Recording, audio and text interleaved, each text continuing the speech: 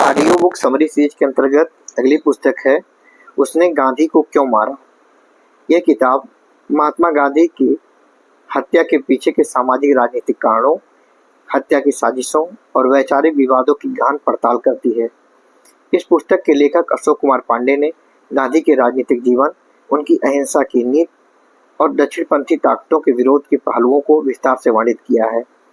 गांधी हत्या को महज एक व्यक्ति की धारणा नहीं बल्कि एक विचारधारा का परिणाम बताया गया है, जिसमें दक्षिणपंथ के गांधी विरोधी झुकाव और कांग्रेस के अंदर के अंतर विरोध प्रमुख हैं।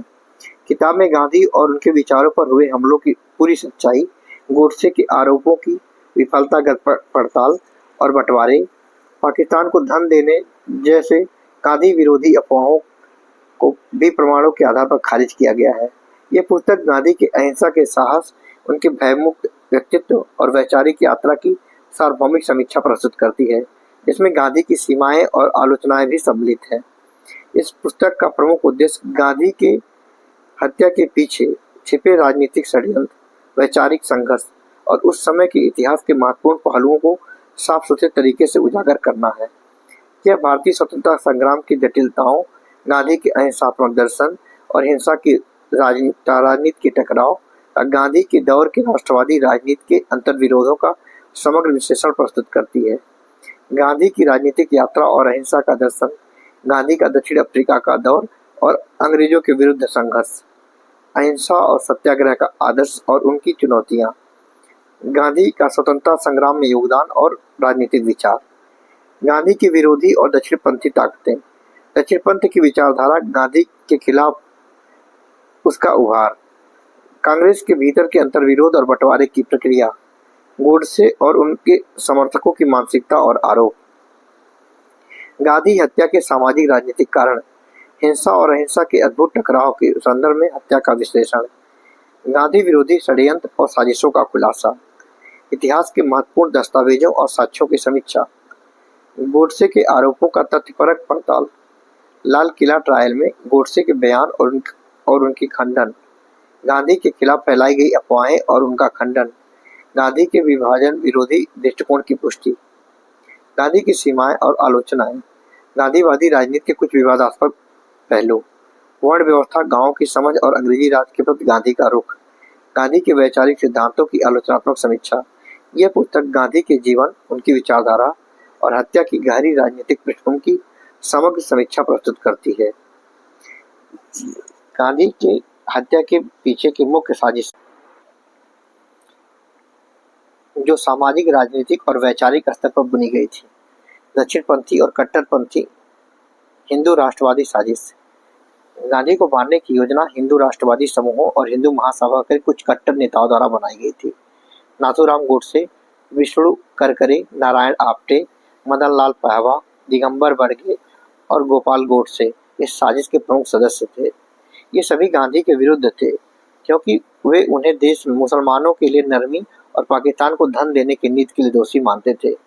गोडसे ने खुद गांधी की हत्या की योजना पहले से ही अपने कुछ सहयोगियों को बताई थी और उन्हें विश्वास था कि गांधी देश के लिए खतरनाक बन गए थे।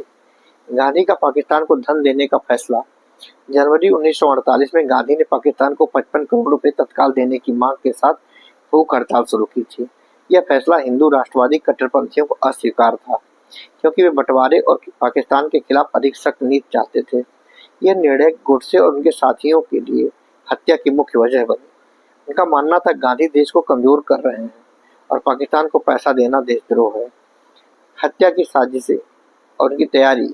प्रधानमंत्री बिरला हाउस में गांधी की प्रार्थना सभा स्थल का मुआयना कर हत्या के लिए सूचना योजना बनाई गई थी। 20 जनवरी 1948 को एक बार बम से बिठाने की कोशिश की गई, लेकिन वह असफल रही। इसके बाद गोडसे ने 30 जनवरी को 3 गोलियां मारी, जिसने गांधी को मौत के घाट पर उतार दिया।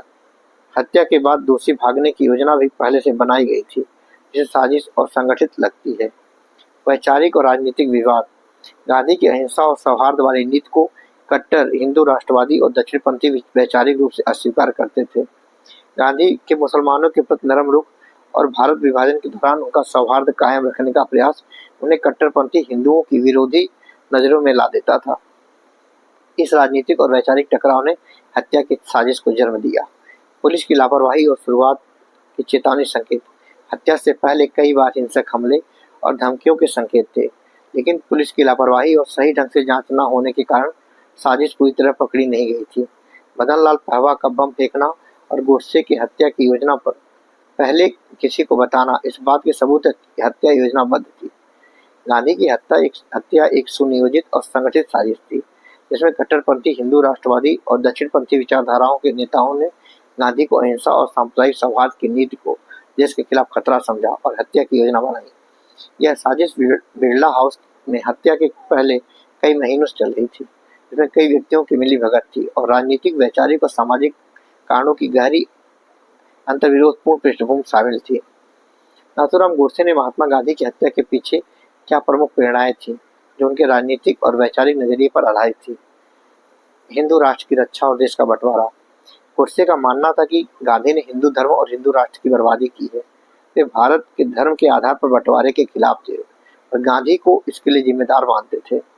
उन्हें लगता था कि गांधी ने मुसलमानों के प्रति बहुत नरमी दिखाई और पाकिस्तान को आर्थिक मदद देकर देश को कमजोर किया। 1948 में गांधी द्वारा पाकिस्तान को 55 करोड़ रुपए तत्काल देने के लिए भूख हड़ताल करना उनके लिए अस्वीकार था। गांधी की अहिंसा और सौहार्द की नीतियों का विरोध। गोडसे गांधी के अहिंसात्मक और सौहार्दपूर्ण दृष्टिकोण से नाराज थे, क्योंकि उसे हिंदुओं के विरुद्ध समझते थे। उनका मानना था कि गांधी की नरमी दक्षिणपंथी हिंदुओं के लिए खतरा है।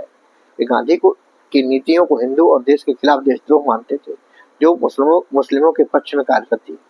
गांधी को हिंदू राष्ट्र की स्थापना में बाधा मानना। जुलाई 1947 में गोडसे ने कहा था कि गांधी और नेहरू हिंदू राष्ट्र की स्थापना के रास्ते में रोड़ा है।